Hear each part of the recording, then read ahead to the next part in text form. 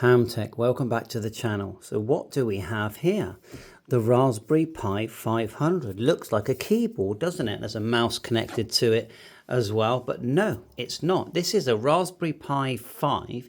Inside the keyboard, we've got HDMI out to power a monitor, and you could get a Pi monitor, but I just got one here that I have lying around. And let's have a look at just some of the specifications written on the box here.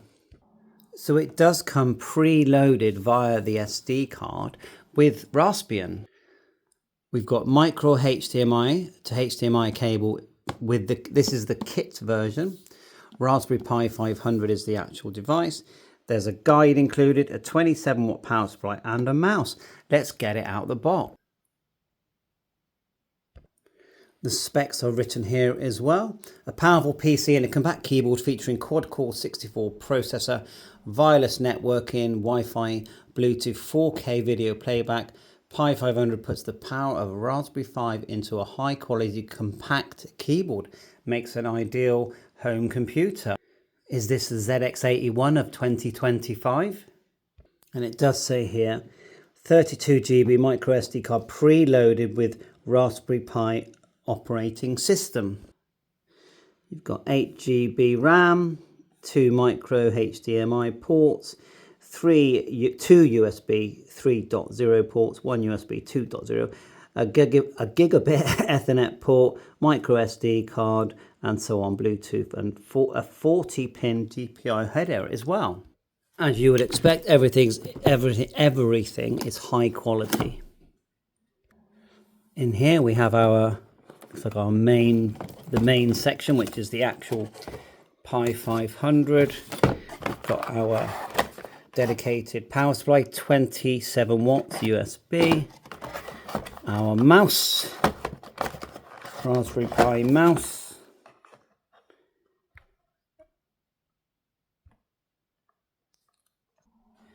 A very nice guide, and we're going to need this. Whoa, completely colour as well. That's a nice quality guide. Let's see if it helps. And a very long HDMI cable, micro to HDMI, which I will have to, for my screen, put an adapter to bring that down. So there's the complete contents: the charger, the cable, the mouse, the book, and then the main part that we're paying for, which is the Raspberry Pi 500. Let's take a closer look.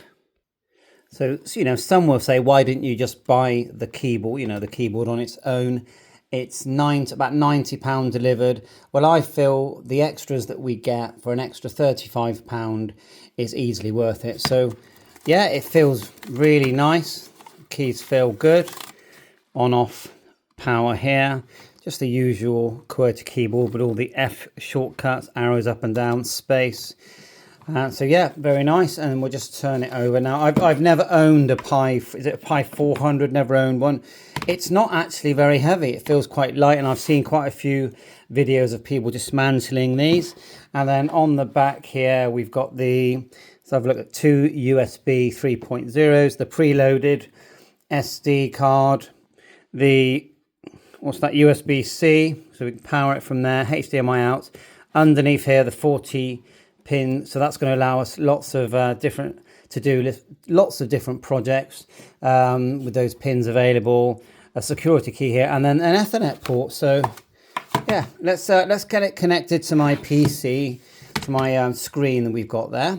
And I'm guessing that we could just completely send this via VNC and then just view it on our Windows PC. But we're going to connect straight to the monitor here and just see what happens.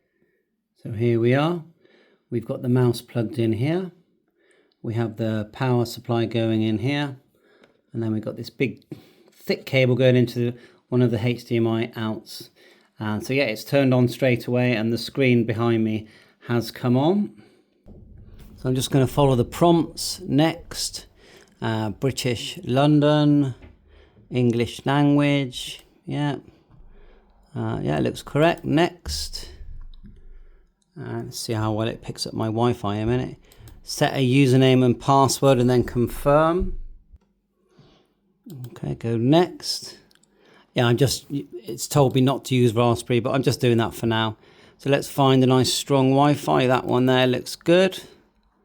And then we'll go next. We'll get the password in there.